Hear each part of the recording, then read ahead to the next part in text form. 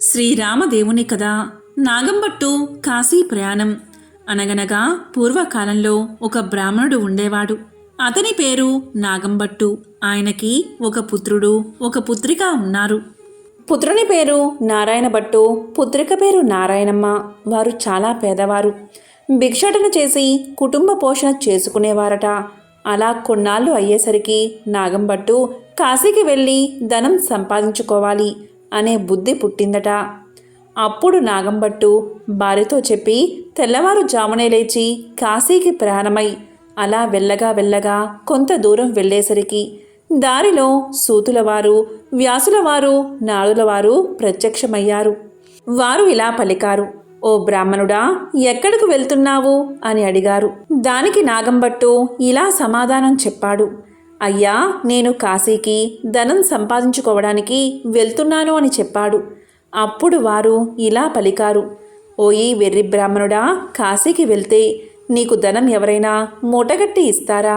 కాశీకి వెళ్తే గంగా స్నానం దొరుకుతుంది, విశ్వేశ్వరుల దర్శనం దొరుకుతుంది, అన్నపూర్ణమ్మ దర్శనం దొరుకుతుంది. మేము ఒక కథ చెబుతాము, వింటావా?" అని అడిగారు. అప్పుడు నాగంబట్టు, "మీరు ఏ దేవుని కథో వివరించండి స్వామి" అని వేడుకున్నాడు. అప్పుడు వారు ఇలా చెప్పడం మొదలుపెట్టారు. పూర్వకాలంలో కోసల రాజ్యమనే రాజ్యమున్నది. ఆ రాజ్యాన్ని పాలించే దశరథ మహారాజు సంతానం కోసం పుత్ర కామేష్టి యాగం చేయగా దేవతలు ప్రత్యక్షమై పాయస పాత్రను ఇచ్చారు. అది పట్టుకు వెళ్ళి తన భార్యలైన కౌసల్య, సుమిత్ర, కైకేయి అని 3 భార్యలకు ఇచ్చాడు దశరథుడు. అలా వారు 3 భుజించగాని గర్భవతులు అయ్యారు. 9 మాసాలు నిండగాని చైత్ర శుద్ధ నవమి నాడు పునర్వసు నక్షత్రాన శ్రీరామ, లక్ష్మణ, భరత, శత్రుఘ్నులు అనే 4 కుమారులు జన్మించారు. వారు దినదిన ప్రవర్ధమానులై బాలచంద్రుడి వలె పెరుగుతూ ఉన్నారు. కొన్నాళ్ళు గడిచేసరికి విశ్వామిత్రుడు వచ్చి రామలక్ష్మణులిద్దరినీ యాగ సంరక్షణార్థం తనతో పంపమని దశరథ మహారాజుని అడగగా విశ్వామిత్రుడితో రామలక్ష్మణులను పంపడానికి దశరథుడు అంగీకరించగా ముని వారిద్దరికీ బల, అతిబల అని విద్యలను నేర్పాడు.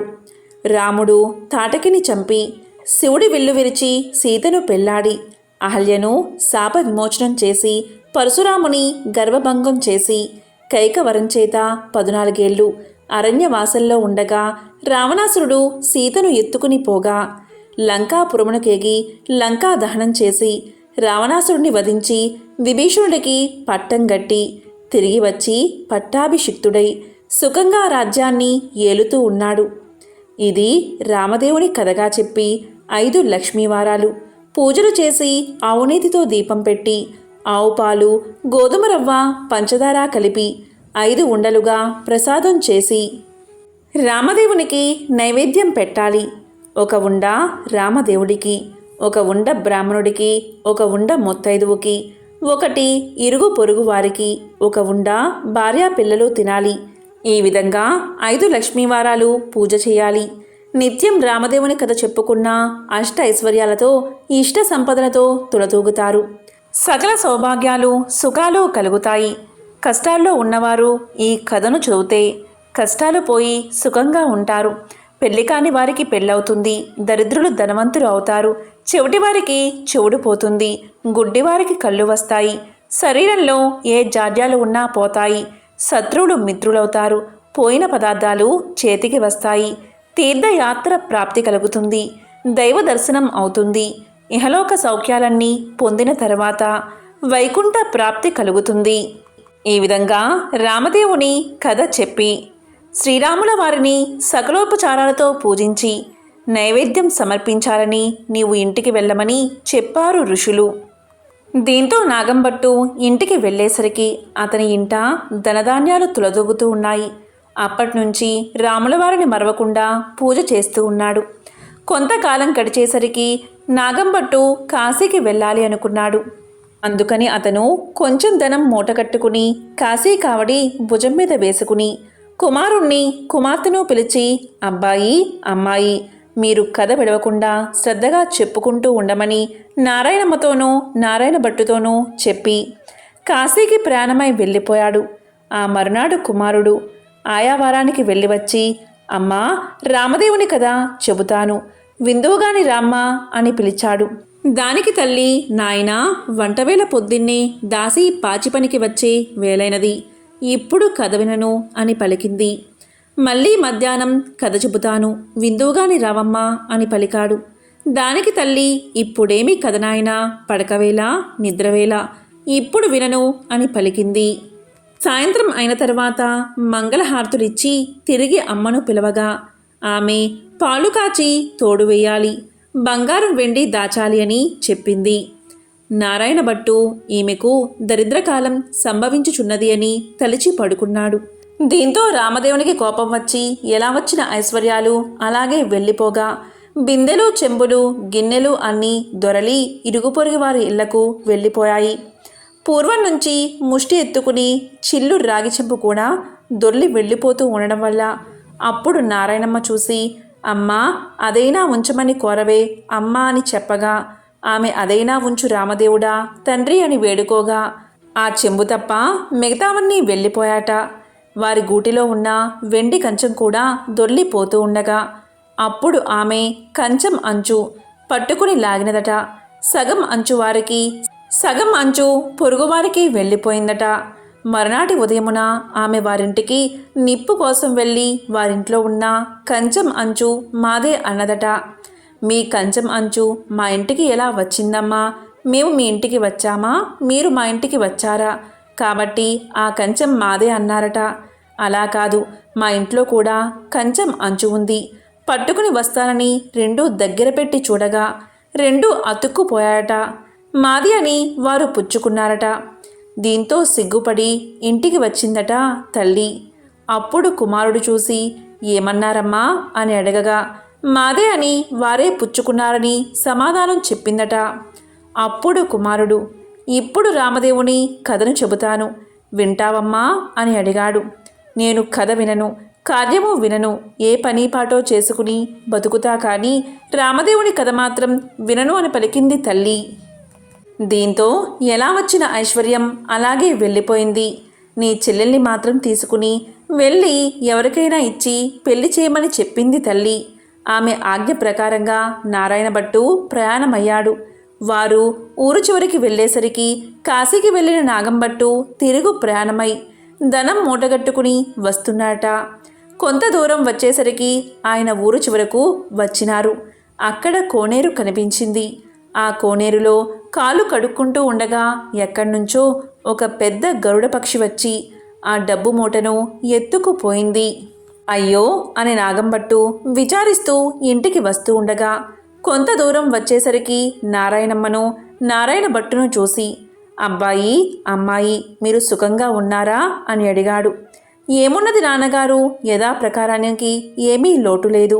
మీరు వెళ్ళినది మొదలు కథ చెబుతాను వినమంటే అమ్మ వినలేదు, కాబట్టి రామదేవునికి కోపం వచ్చి ఎలా వచ్చిన ఐశ్వర్యం అలాగే వెళ్ళిపోయింది అని జరిగిందంతా తండ్రికి చెప్పారు.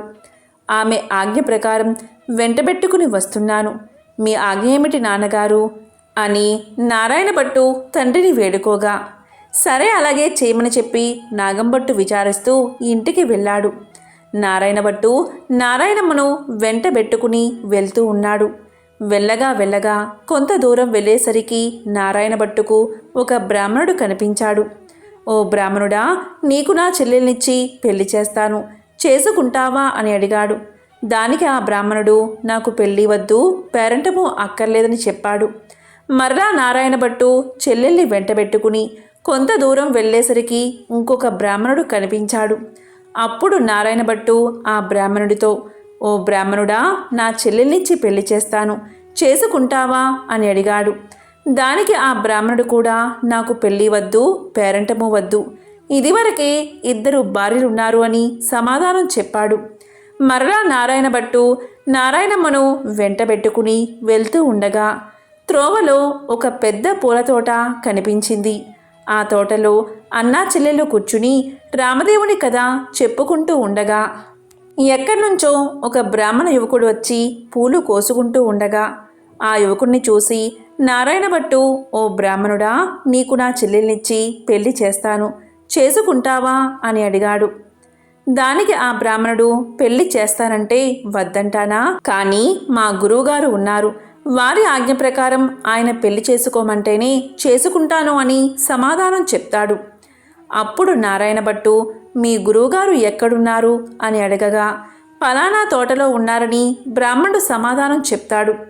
వెంటనే నారాయణ భట్టు గురువుగారి దగ్గరకు వెళ్ళి ఇలా పలుకుతాడు, అయ్యా గురువుగారు, మీ శిష్యుడికి నా సోదరునిచ్చి పెళ్లి చేస్తాను, తమరు ఒప్పుకుంటారా అని అడగగా అంతట గురువుగారు ఇలా పలికారు, బ్రహ్మచారిని గృహస్థుడిగా చేస్తానంటే వద్దంటానా? కానీ వాడి దగ్గర చింతాకంత బంగారం లేదు, గోపాదమంతా భూమి లేదు, మీకిష్టమైతే చెయ్యండి, కష్టమైతే మానేయండి అని పలికారు గురువుగారు. అప్పుడు నారాయణ భట్టు గురువుగారికి దండం పెట్టి అలాగ ఎక్కడికో వెళ్ళి 4 అరిటాకులు తెచ్చి పందిరి వేసి గుచ్చిన ముత్యాల తోరణాలు కట్టి గుచ్చని ముత్యాలు తలంబ్రాలు పోసి 70 యాగాల నారాయణమ్మనిచ్చి పెళ్లి చేశాడు. వారు అక్కడే కూర్చుని కథ చెప్పుకున్నారట. అలా కొన్నాళ్ళు గడిచేసరికి ఒక విప్రుడు వచ్చి ఇలా పలికాడట, మీకు 4 ఎకరాల భూమిని దారపోస్తాను, పుచ్చుకోవాల్సిందిగా చెప్పగా అప్పుడు వారు మేము రామదేవుని కథ చెప్పుకుంటున్నాము, కథ అయితే పుచ్చుకుంటాం, మీకు ఇష్టమైతే కూర్చుని కథ వినండి అని పలికారు.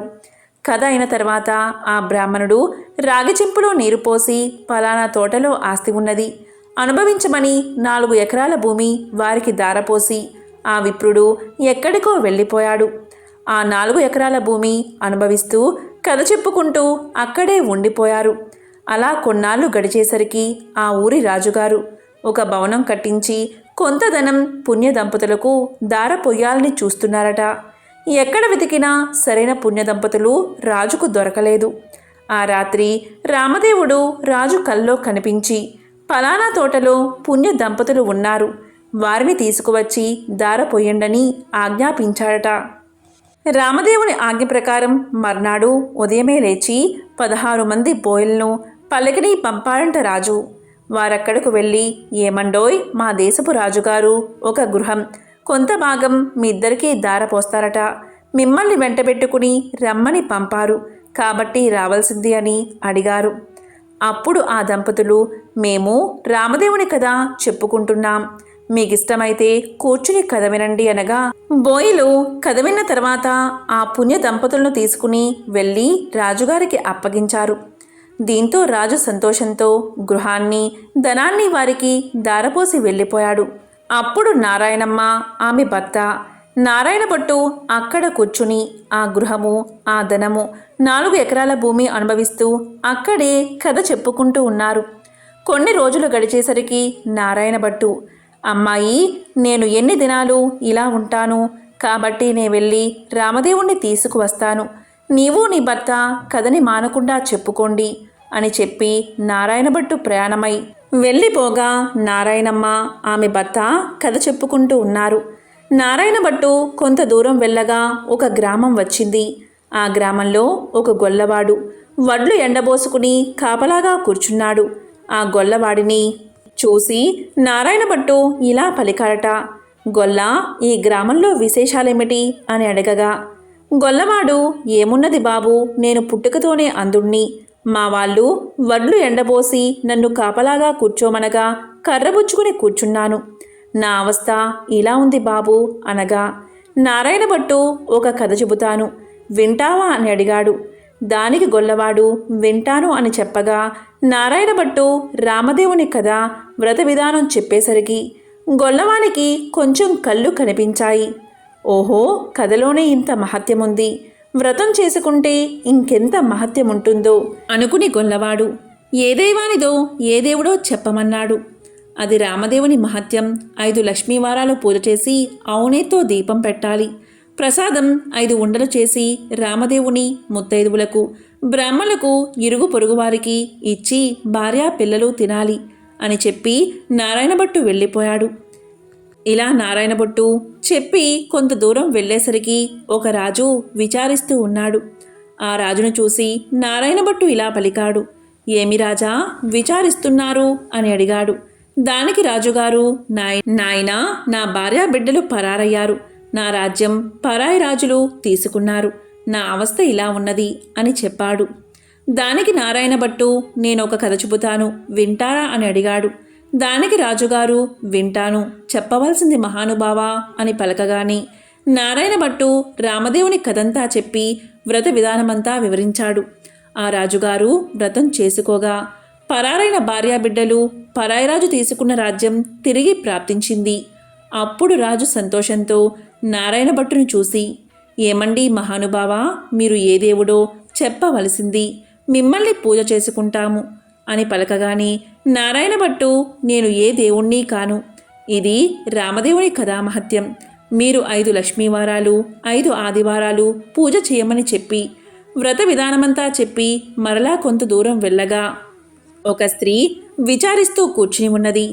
ఆ స్త్రీని చూసి నారాయణ భట్టు ఎందుకు విచారిస్తున్నావు అని అడగగా ఆ స్త్రీ ఇలా పలికింది, ఏముంది బాబు, చిన్నతనంలోనే పెళ్ళయింది, నా భర్త దేశాంతరం వెళ్ళిపోయాడు, నా తల్లి తండ్రి అత్తమామలు కొన్నాళ్ళు చూసి ఎన్నాళ్ళు నిన్ను ఇలా చూస్తాము అని వదిలేశారు, కాబట్టి నా అవస్థ ఇలాగున్నది బాబు అని తెలియచేసింది. అప్పుడు నారాయణ భట్టు నేనొక కథ చెబుతాను, వింటావా అని అడిగాడు. అలాగే వింటాను బాబు అని ఆమె అనగా నారాయణ భట్టు రామదేవుని కథంతా చెప్పి వ్రత విధానమంతా చెప్పేసరికి దేశాంతరం వెళ్ళిన ఆమె భర్త తిరిగి వచ్చాడు. తల్లి తండ్రి అత్తమామలు వచ్చారు. ఆమె సంతోషించి నారాయణ భట్టుని చూసి, ఏమండి మహానుభావా, మీరు ఏ దైవానివో మిమ్మల్ని మేము పూజ చేసుకుంటాము అని చెప్పగా దానికి నారాయణ భట్టు ఇలా సమాధానం చెప్పాడు, నేను ఏ దైవాన్ని కాదు, ఇదంతా రామదేవుని కథామహత్యం, 5 లక్ష్మీవారాలు 5 ఆదివారాలు మానకుండా పూజ చేయమని కథ విధానమంతా చెప్పి కొంత దూరం వెళ్ళేసరికి ఒక గ్రామం వచ్చింది. ఆ గ్రామంలో ఒక ఇల్లాలి ఇంటికి వెళ్ళి, అమ్మా పూజ చేసుకుంటాను, కొంచెం ఇల్లు ఇస్తావా అని అడిగాడు. దానికి ఆమె మా ఇంటిలో మడి ఆచారం కనుక కుదరదు, ఇల్లు లేదు, వెళ్ళిపో అన్నది.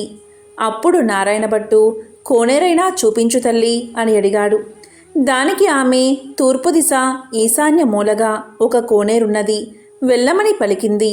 అప్పుడు నారాయణ భట్టు ఆ కోనేరు దగ్గరకు వెళ్ళి స్నానం చేసి మడిబట్టలు ఆరవేసుకుని ఇల్లు ఇవ్వను అన్న ఇల్లాలి అరుగు వద్దకు వచ్చి తూర్పు దిశ ఈశాన్య మూలగా ఒక పుచ్చు పీటకు పసుపు రాసి బొట్టు పెట్టి అందు రామదేవుని పటాన్ని పెట్టి కథ చదువుకుంటూ ఉన్నాడట.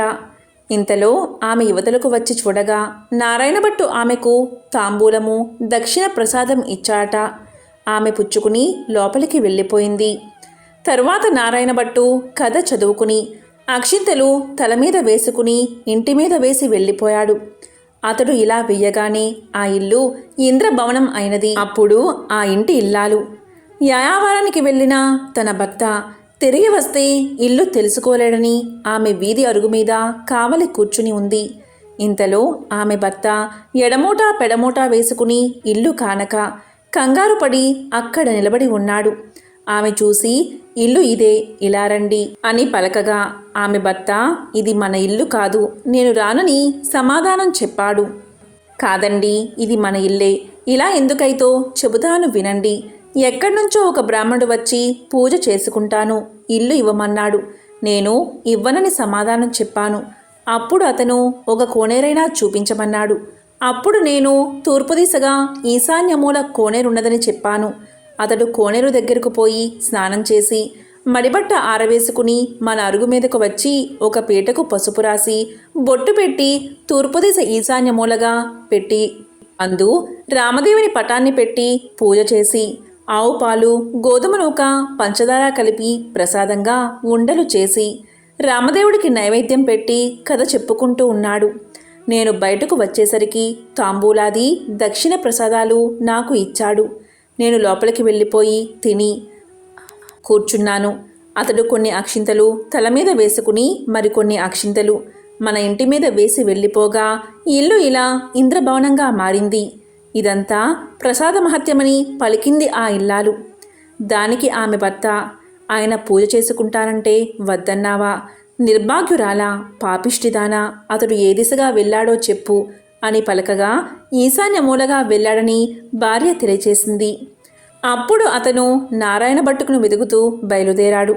కొంత దూరం వెళ్ళగా నారాయణ భట్టు ఆ బ్రాహ్మణుడికి కనిపించాడు. అప్పుడు ఆ బ్రాహ్మణుడు, ఏమండోయ్ మహానుభావా, మీరు మా ఇంటికి రావలసినది, మిమ్ము పూజించుకుంటామని పలికాడు. దానికి నారాయణ భట్టు, మీ ఇంటికి ఇప్పుడు రాను, రామదేవుని వెతుకుతుంటూ వెళుతున్నాను అని పలకగా అప్పుడా బ్రాహ్మణుడు, అలా కాదు మహానుభావా, మీరు మా ఇంటికి వచ్చి పూజ చేసుకుంటానంటే మా వాళ్ళు ఇల్లు ఇవ్వనన్నారు. కాబట్టి మాదే తప్పు, మా తప్పు క్షమించి మా ఇంటికి రావలసినది. మీరు ఏ దైవమో చెప్పండి, మిమ్మల్ని మేము పూజించుకుంటాము అని పలికాడు. అప్పుడు నారాయణ భట్టు, మీ ఇల్లు కాబట్టి మీరు ఇవ్వనన్నారు, మీ తప్పేమీ లేదు, రావడం నాదే తప్పు అని పలికాడు. నేను ఏ దేవుణ్ణి కాదు, ఇదంతా రామదేవుని కథా మహత్యం. మీరు ఇంటికి వెళ్ళి 5 లక్ష్మీవారాలు 5 ఆదివారాలు పూజ చేసుకోండి అని చెప్పి వ్రత విధానమంతా అతనికి తెలియచేశాడు. రామదేవుణ్ణి వెతుక్కుని వచ్చేటప్పుడు మీ ఇంటికి వస్తాను అని సమాధానం చెప్పాడు నారాయణ భట్టు. అప్పుడా బ్రాహ్మణుడు ఇంటికి వచ్చి, కథలోనే ఇంత మహత్యం ఉంది, వ్రతం చేసుకుంటే ఇంకెంత మహత్యం ఉంటుందో అని పూజ చేసుకుని కథ చెప్పుకుని అష్ట ఐశ్వర్యాలతో అష్ట సంపదలతో తులుతూగుతూ ఉన్నాడు. ఇక నారాయణ భట్టు ఎండనక వాననక తిండనక తెప్పలనక ఆకలనక దప్పికనక చెట్టనక పుట్టనక నీడనక భయమనక అర్ధరాత్రి అనక అరణ్యాల వెంబడి వెళుతూ ఉండగా కొంత దూరం వెళ్ళేసరికి నారాయణ భట్టు మూర్చిల్లి ముఖం తిరిగి పడిపోయాడు. అప్పుడు రామదేవుడికి దయ కలిగి ముసలి బ్రాహ్మణ వేషంతో వచ్చి నారాయణ భట్టు ముఖం తుడిచి లేవదీసి మంచినీళ్లు ఇచ్చి మా ఇంటిలో భోజనం చేద్దువు గాని రమ్మని పలికాడు. నేను భోజనం మాత్రం చేయను, నేను రామదేవుణ్ణి వెతుక్కుంటూ వెళ్తున్నాను, ఒక కోనేరు మాత్రం చూపిస్తే స్నానం చేసి వస్తాను అని పలికాడు. దానికి ఆ బ్రాహ్మణుడు, తూర్పు దిశలో ఈశాన్య మూల ఒక కోనేరు ఉన్నది, వెళ్ళమని చెప్తాడు. దాంతో నారాయణ భట్టు ఆ కోనేరు వద్దకు వెళ్ళి స్నానం చేసి పైకి వచ్చేసరికి అక్కడ ఇంద్రభవనంలా మారిపోతుంది. లోపలకు వచ్చేసరికి సీతమ్మవారు వెండి కంచాలు వెండి పీటలు పైడి కంచాలు కనిపించాయి. అప్పుడు నారాయణ భట్టుకు రామదేవుడు సీతమ్మ ఎదురై, మా ఇంటిలో భోజనం చేద్దువు గాని రమ్మన్నారట, నేను భోజనం మాత్రం చెయ్యను, రామదేవుణ్ణి వెతుక్కుంటూ వెళ్తున్నాను అని నారాయణ భట్టు పలికాట. అప్పుడు దానికి నేనే రామదేవుణ్ణి అని చెప్పగా, అయితే కావచ్చు మహానుభావా, నాకు దర్శనం కావాలి అని చెప్పగా, అప్పుడు పులిచర్మంతో రుద్రాక్షలతో విభూతి రేఖలతో నడుమున నాగాభరణంతో శిరస్సున గంగతో పక్కన పార్వతీదేవితో త్రిశూలం త్రినేత్రముతో నంది వాహనుడై ఈశ్వరుడు ప్రత్యక్షమయ్యాడు. అప్పుడు నారాయణ భట్టు వారిని స్తోత్రం చేశాడు. వందే శంభు ముమాపతి సురగురం వందే జగత్కారణం వందే పన్నగభూషణం మృగధరం వందే పశూనాంపతిం వందే సూర్య శశాంక వహ్నినయనం వందే ముకుంద ప్రియం వందే భక్త జనాశ్రయంచ వరదం వందే శివశంకరం అని స్తోత్రం చేయగా ఈశ్వరుడు ప్రత్యక్షమయ్యాడు. అప్పుడు నారాయణ భట్టు విష్ణుమూర్తి కూడా ప్రత్యక్షం కావాలని కోరాడు. అప్పుడు విష్ణుమూర్తి వక్షస్థలమున వనమాలికతో మెరుపు తీగ వంటి లక్ష్మీదేవితో శంఖచక్ర గదాధరుడై నెమలి పింఛం ధరించి ప్రత్యక్షమయ్యాడు. అప్పుడు హరిని కూడా ఈ విధంగా స్తోత్రం చేశాడు. శాంతాకారం భుజగశయనం పద్మనాభం సురేశం విశ్వాకారం గగన సదృశం మేఘవర్ణం శుభాంగం లక్ష్మీకాంతం కమలనయనం యోగి హృద్యానగమ్యం వందే విష్ణుం భవభయహరం సర్వలోకైకనాథం అని స్తోత్రం చేయగా విష్ణుమూర్తి ప్రత్యక్షమయ్యాడు. అప్పుడు నారాయణ భట్టు రామదేవుడు ప్రత్యక్షం అవ్వాలి అన్నాడు. రామదేవుణ్ణి స్తోత్రం చేసేసరికి హనుమ సీతారామ లక్ష్మణ భరత శత్రుఘ్నులు సపరివార సహితంగా శ్రీరామచంద్రుడు ప్రత్యక్షమయ్యాడు. అప్పుడు రామదేవుడు ఇప్పుడైనా భోజనం చేస్తావా అని నారాయణ భట్టును అడిగాడు. అలాగే చేస్తా, కానీ భోజనం అయిన తర్వాత నాతో వస్తానని అభయహస్తమిస్తే భోజనం చేస్తానని పలికాడు. అప్పుడు ఆ సీతమ్మ తల్లి 4 కూరలు నవకాయ పిండి వంటలతో పంచభక్ష పరమాన్నాలు వండి వెండి కంచాలు పైడి పీటలు వేసి వారు బందుకోటి పరివార సహితంగా నారాయణ భట్టుకు సీత మహాతల్లి భోజనం వడ్డించింది. అందరూ భోజనాలు చేసి లేచి కర్పూర తాంబూలాలు వేసుకున్న తర్వాత నాతో వస్తానని అభయహస్తమిచ్చావు, కావున మా ఇంటికి నాతో రావాల్సిందని కోరాడు నారాయణభట్టు. అప్పుడు నారాయణభట్టు ముందు, రామదేవుడు వెనుక తాను బయలుదేరి వెళ్తున్నారు. అలా కొంత దూరం వెళ్ళి నారాయణభట్టు వెనుతిరిగి చూశాడు. అప్పుడా రామదేవుడు కనిపించలేదు. అంత నారాయణభట్టు ముఖం తిరిగి మూర్ఛ వచ్చి నేల మీద పడిపోయాడు. అప్పుడు రామదేవుడికి దయ కలిగి ఒక ముసలి బ్రాహ్మణ వేషంలో వచ్చి నారాయణభట్టు ముఖం తుడిచి లేవదీసి మంచినీళ్లు ఇచ్చి, ఏమీ ఇలా పడిపోయావు? నాతో నడవలేని వాడవు, నన్ను ఎందుకు రమ్మన్నావు అని అడిగాడు. దేవా, నీ మహిమను బ్రహ్మాది దేవతలు, యోగీశ్వరులు, మునీశ్వరులు తపస్సులో తెలుసుకోలేరు. నీ మహత్యం తెలుసుకోవడానికి నేనెంత వాడని, నా తప్పులు క్షమించి నాతో రావలసినది అని నారాయణభట్టు రామదేవుణ్ణి ప్రార్థించాడు. అప్పుడు రామదేవుడు, అలాగే వస్తానని, నీవు వచ్చేటప్పుడు ఎవరి ఇళ్లకు వెళ్ళావో వారి ఇళ్లకు నన్ను కూడా నీ భుజాలపై ఎక్కించుకుని తీసుకెళ్ళమన్నాడు. అప్పుడు నారాయణభట్టు రామదేవుణ్ణి భుజాలపై ఎక్కించుకుని కొంత దూరం వచ్చేసరికి ఇల్లు ఇవ్వను అని చెప్పిన ఇల్లాలి ఇంటికి వచ్చారు. అక్కడ ఆ ఇల్లాలు ఆమె భర్త కూర్చుని రామదేవుని కథ చెప్పుకుంటున్నారు. వారి భక్తికి మెచ్చి వారికి అష్ట ఐశ్వర్యాలు, ఆయురారోగ్యాలు ఇచ్చి కాపాడి రక్షించాడు రామదేవుడు. మరికొంత దూరం వచ్చేసరికి గొల్ల ఇల్లు వచ్చింది. ఆ రోజు ఆదివారం. నారాయణభట్టు చెప్పిన మాదిరి పూజ చేసుకుని కథ చెప్పుకుంటున్నారు. వారిని మెచ్చి ఐశ్వర్యాలు, ఆయురారోగ్యాలు ఇచ్చి సిరి సంపదలు ఎడబాయకుండా వారిని కాపాడి రక్షించారట. ఇంకా కొంత దూరం వచ్చేసరికి చెల్లెలి ఇల్లు వచ్చింది. అక్కడ వారు రామదేవుని కథ చెప్పుకుంటూ బంగారపు ఉయ్యాల్లో ఊగుతున్నారు. వారిని మెచ్చి ఆయురారోగ్యాలు ఇచ్చి సిరి సంపదలు ఇచ్చి కాపాడి రక్షించాట రామదేవుడు. అప్పుడు నారాయణమ్మ తన ఇంటికి అన్నయ్య వచ్చాడని కాళ్ళు కడుక్కోవడానికి నీళ్ళిచ్చి దాహానికి మజ్జిగ ఇచ్చి మర్యాద చేసింది. అప్పుడు నారాయణభట్టు ఇలా పలికాడు, అమ్మాయి, నన్నిలా మర్యాద చేయక్కర్లేదు. నేను రామదేవుణ్ణి తీసుకువచ్చాను. నీవు నీ భర్త మా ఇంటికి రావాలి, మనమందరం పూజ చేసుకుందాము అని చెప్పాడు. అప్పుడు ఆమె సంతోషంతో అలాగే వస్తానని పలికింది. నారాయణమ్మ ఆమె భర్తతో, నారాయణభట్టు రామదేవునితో సహా వారందరూ బయలుదేరి వారి గ్రామం పొలిమేరకొచ్చేసరికి గ్రామంలోని వారు కొందరు చూసి పరుగున వెళ్ళి వారి తల్లిదండ్రులతో ఇలా పలికారు, ఏమండోయ్ నాగంభట్టుగారు, మీ అబ్బాయి, అమ్మాయి, అల్లుడు ఇంకా ఎవరో బయలుదేరి వస్తున్నారు అని పరుగున వెళ్ళి చెప్పారు. అప్పుడు నారాయణభట్టు తల్లిదండ్రులు పరుగున వచ్చి సంతోషంతో కొడుకుని కూతుర్ని కౌగలించకబోయారట. అప్పుడు నారాయణభట్టు చూసి, అమ్మా, నన్ను ముట్టుకోవద్దు, ఇప్పుడు నేను రామదేవుణ్ణి తీసుకువస్తున్నాను. మీరు మా ఇంటికి వెళ్ళి 4 మూలలో దులిపి నల్లగా అలికి తెల్లగా ముగ్గు పెట్టి పచ్చగా పసుపు రాసి మామిడాకుల తోరణాలు కట్టి ఒక పీటకు పసుపు రాసి బొట్టు పెట్టి తూర్పు దిశ ఈశాన్య మూలగా ఉంచి రామదేవుని పటం పెట్టి గోధుమ నూక, పంచదార, ఆవుపాలు కలిపి ప్రసాదం 5 ఉండలు చేసి పూజకు అన్నీ సిద్ధం చేసి నాకు కబురు చేయండి. అప్పుడు నేను రామదేవుణ్ణి తీసుకువస్తాను అని చెప్పాట. వారు సంతోషంతో ఇంటికి వచ్చి 4 మూల్లా దులిపి అలికి ముగ్గులు పెట్టి పచ్చగా పసుపు రాసి మామిడాకుల తోరణాలు కట్టి 4 మూల్లా వెతకగా ఒక పుచ్చుపీట కనిపించింది. ఆ పీటకు పసుపు రాసి బొట్టు పెట్టి కుమారుడు చెప్పిన ప్రకారంగా సిద్ధం చేశారు. నీవు రామదేవుణ్ణి తీసుకురమ్మని కుమారుడికి కబురు పంపారు. అప్పుడు నారాయణభట్టు సంతోషంతో రామదేవుణ్ణి భుజాలపై ఎక్కించుకుని ఆ గ్రామం 4 వీధులు ఊరేగించి ఇంటికి తీసుకువచ్చి రామదేవుడితో, తండ్రి, మా ఇంటిలో మీరు కుడిపాదం పెట్టాలని ప్రార్థించాడు. అప్పుడు రామదేవుడు వారి ఇంట్లో కుడిపాదం పెట్టేసరికి పెద్ద ఇంద్రభవనంగా మారిపోయింది. అప్పుడు నారాయణభట్టు రామదేవుడితో ఇలా పలికాడు, అపరాధిని కాబట్టి నాకు ఉన్న ఈ పుచ్చుపీటయే సింహాసనమనుకుని దయ ఉంచి తమను కూర్చోవలసింది అని వినయంగా ప్రార్థించాడు. ఆ మాట రామదేవునికి జాలి కలిగి ఆ పీట మీదే కూర్చునేసరికి అది వజ్రాలు, వైడూర్యాలు, కెంపులు, మాణిక్యాలతో చేసిన బంగారపు సింహాసనంగా మారిందట. అందు హనుమ, సీత, లక్ష్మణ, భరత, శత్రుఘ్నాది సపరివార సహితంగా శ్రీరామచంద్రమూర్తి తన ఇంటిలో ఆసీనులై వెలిసారట.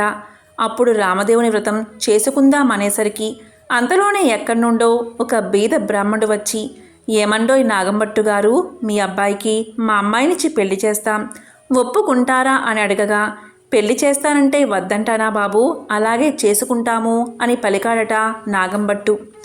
నాగంభట్టు గారు పచ్చని పందిర్లు వేయించి గుచ్చిన ముత్యాల తోరణాలు కట్టి గుచ్చని ముత్యాలు తలంబ్రాలు పోసి 70 యాగాల నారాయణభట్టు పెళ్లి చేశాడు.